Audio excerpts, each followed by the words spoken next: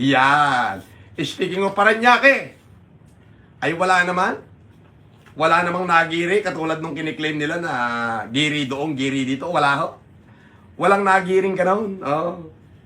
Oh. At saka hindi ko kilala yung mga tao na yon. Hindi ko kilala. So, wala akong pakialam sa kanila. Ika nga walang bearing. Peanut.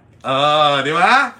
Peanut. Yung mga pinagkakakaso nila. Bakit kanina sinabihan ka harapan na mukha kang bayag, wala kang nagawa? Yun ang tanong. Ba't wala kang nagawa nung sinabihan ka sa harap ng prosecutor na mukha kang bayag? Bakit? At wala siyang pera.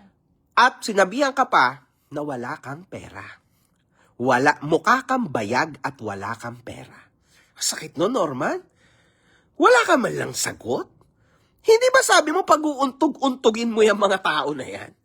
Putya, nandun na lahat kanina. Wala ka namang ginawa. Nagmadali ka nga eh. Yung hakbang mo, pang olive oil yung hakbang mo.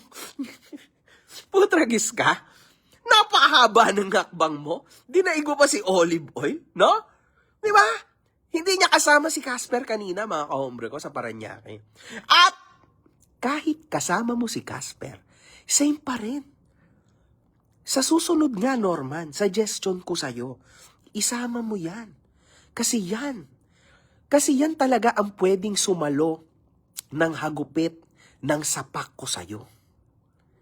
Yan si Casper. Kailangan mo isama yan. Kasi you'll be in big kahihiyan pag di mo sinama yan. Ikaw ang sasalo ng lahat ng galit ko.